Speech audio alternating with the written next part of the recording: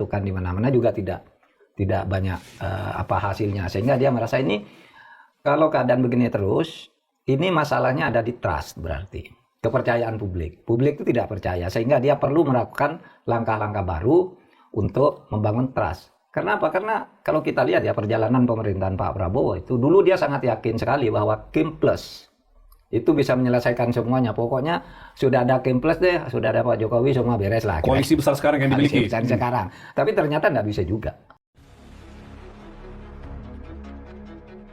Ya ternyata gagal misalnya. Gagal itu dimulai dari ketika Mahkamah Konstitusi kemudian membuat putusan yang melarang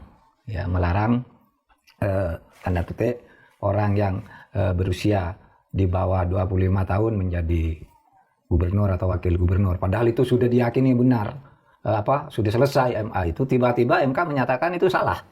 MK itu tidak membatalkan putusan MA, tapi dia menafsirkan bunyi undang-undang bahwa undang-undangnya sudah benar, tidak boleh ditafsirkan oleh lembaga lain. Pak Mahfud yang mengatakan sehebat-hebatnya koalisi besar itu nggak bisa melawan ini, kira-kira gitu ya? Ini. Dan itu kan masih mau dicoba direkayasa lagi ya. Tapi kemudian muncul gerakan yang organik. Pada waktu itu kan mau tiba-tiba ada perubahan, revisi undang-undang pilkada kan, yang katanya ada surat dari presiden putusannya tanggal 20, presiden kapan buat surat, kalau tiba-tiba sudah berisi dim soal itu. Itu akhirnya gagal kan, dilawan oleh masyarakat. Sehingga kemudian juga tanpa evaluasi dari masyarakat itu tidak dijawab dengan wajar lah ya, sering dijawab dengan sinis gitu, anjing menggonggong tetap berlalu, itu ndasmu gitu, orang bilang gelap, saya bangun tidur terang saja gitu, kalian yang gelap dan sebagainya. Lalu disadari juga bahwa komunikasi publik gagal.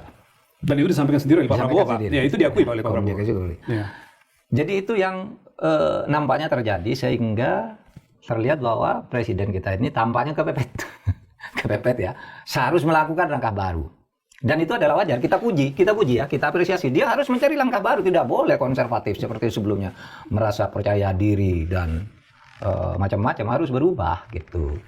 Malah kalau dia tidak melakukan langkah-langkah baru, kita cemas, ya kan? Negara ini terus mau kemana? Kalau Pak Prabowo diem aja. Nah, sekarang sudah melakukan langkah-langkah baru, meskipun bisa disadari itu karena dia kepepet, karena langkah-langkah sebelumnya yang semuanya mencoba itu seperti percaya diri itu ya habis. Pak Mahfud mengatakan kepepet, tapi kalau misalnya kita lihat dalam, katakanlah misalnya pada saat 100 hari pemerintahan Pak Prabowo, kan survei-survei yang dilakukan oleh beberapa lembaga termasuk media itu mengatakan tingkat kepuasan publik katanya 80%.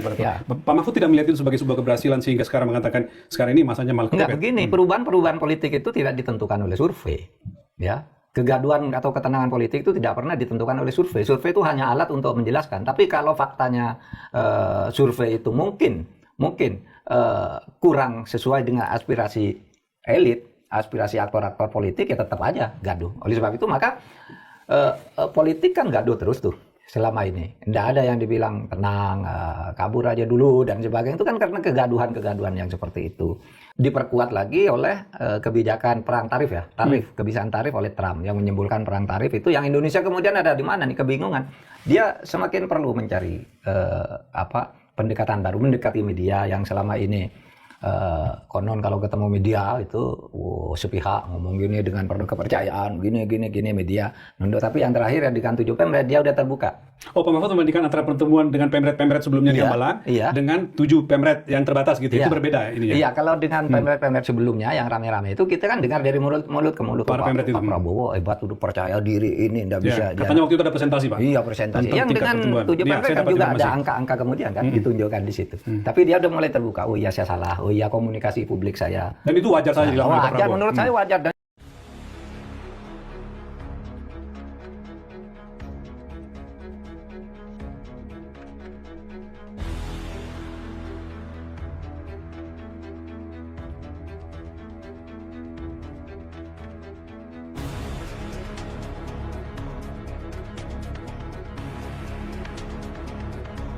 Hanya membawa persoalan ke ranah hukum gitu.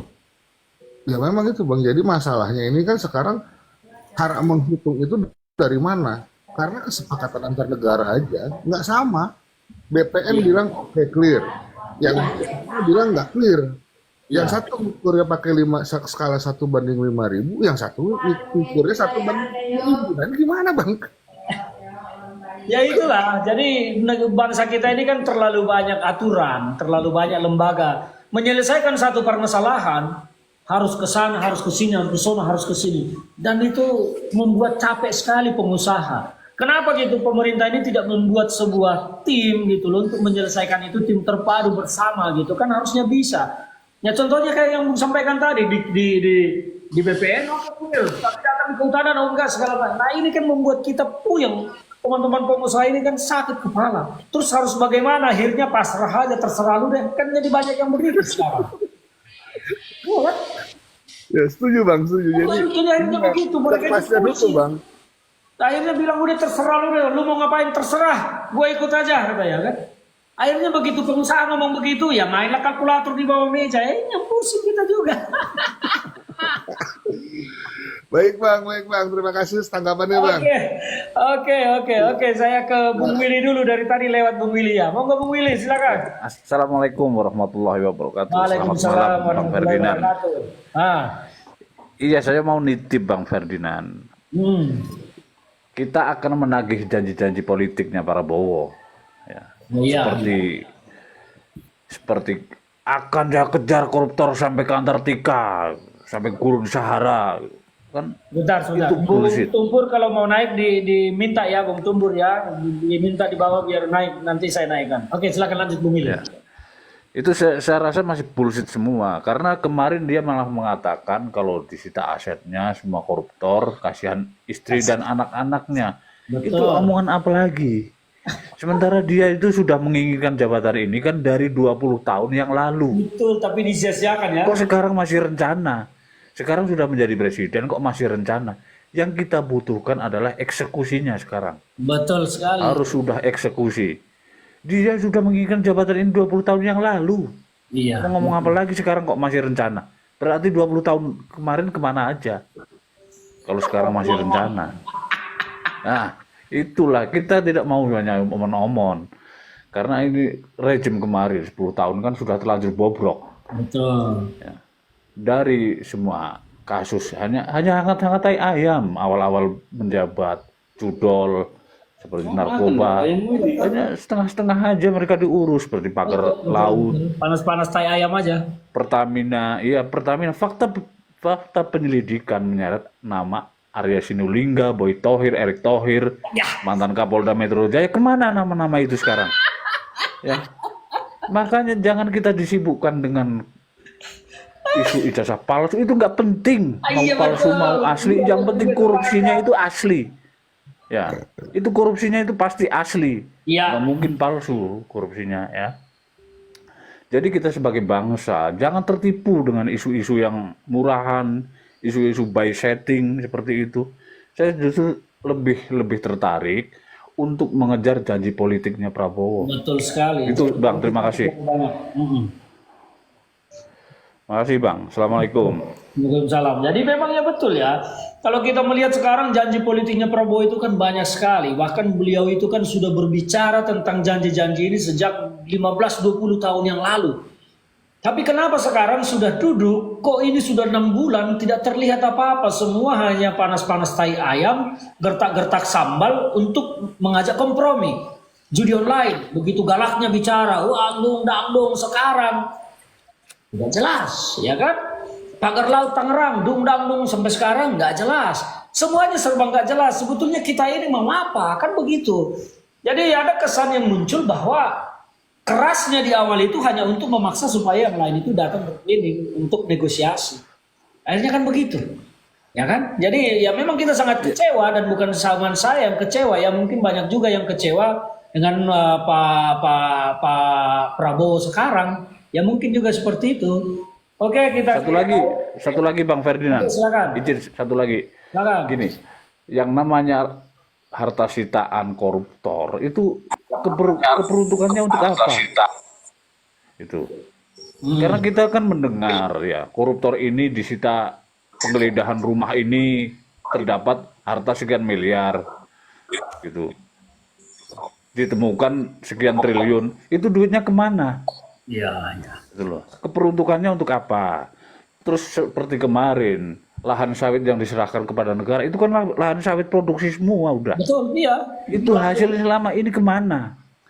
Kok kita masih utangnya melonjak, pajak naik, katanya Freeport 51%. Tapi APBN malah Nggak mau defisit. apa lagi ini? Ah, ada boksit, ada hilirisasi, ada nikel, tembaga. Aduh, kita ini hanya dikacaukan dengan berita-berita, Bang Ferdinand. Makasih Bang Ferdinand. Oke, terima kasih Bang Willy. Oke, sekarang kita ke Bung Michael. Silakan Bung Michael. Selamat malam, Bung Ferdinand. Selamat malam. Gimana Salam Pancasila. Salam Pancasila. Saya kader PD Perjuangan Sumut, Bang. Oke, siap. Hanya mau sapa aja sama Paskah. Selamat Paskah, selamat Paskah. Ikut-ikutan saya soal beginian.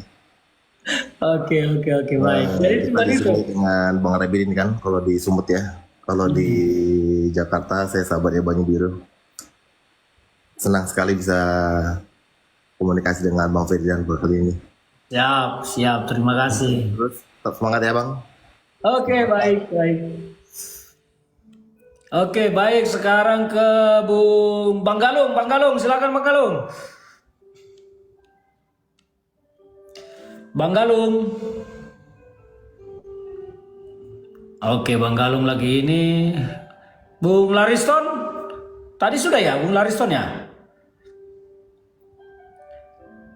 Oke, kita ke Bang Tumbur. Bang Tumbur, silakan Bang Tumbur. Makasih Bang, selamat malam Bang. Oke, lanjut. Bisa on-cam Bang?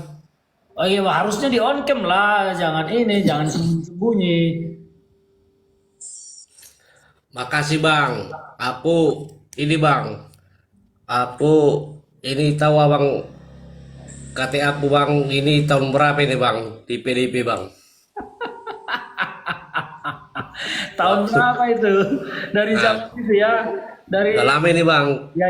Waktu ketum Bu Mega Bang. Jadi yang ku sampaikan Bang istilahnya dulu Bang waktu aku anak-anak, kalau kita tahu kalau ada waktu pemilu, kalau abang ingat, kalau ada spanduk PDIP di rumah-rumah, waktu kalau semua kita ingat ya, itu waktu di kampung itu dikatakan terlibat Bang. Iya. Ya, tapi saya Bukan PKI. sulit saya pada PDIP Bang. Iya. Pernah istilahnya di pemerintahan berkuasa PDIP Bang. Oke. Tapi yang aku mau tahu perbuatan PDIP ini kurang akurat Bang. Coba Abang terangkan Bang. Waktu pas dia berkuasa Bang. Loh kok lari Bang Ferdinand? Saya dengar, saya ambil minum. Saya dengar. Lanjut. Nah, maksudku ketika PDIP pun di atas Bang, kami orang awam ini artinya kurang bahagia lah, kurang dapat lah Bang ketika berkuasa Bang. Inilah kartuku PDIP ku Bang. Waktu masih ketum Megawati Bang, udah lama ini Bang. Di awal ya. Simpan kursi ini Bang. Dulu kalau PDIP itu aku dengan kartu ini di mana aja aku melarat Bang, minta ongkos aku pulang, aku tunjukkan ini, dikasih aku pulang Bang, di Sangoni aku. Iya. Kenapa sekarang nggak terjadi Bang? Itu yang maksudku. Coba Abang terangkan dulu waktu kita anggota lama PDIP Bang. Oke. Ya. Itu aja Bang yang aku sampaikan Bang. Kemana cerita di PDIP ini kita Bang? Oke, kalau saya kan tidak bisa bicara banyak soal kemarin-kemarin karena saya masuk PDIP itu baru pemilu kemarin. Waktu berkuasa selama 10 tahun kan saya tidak di PDI Perjuangan.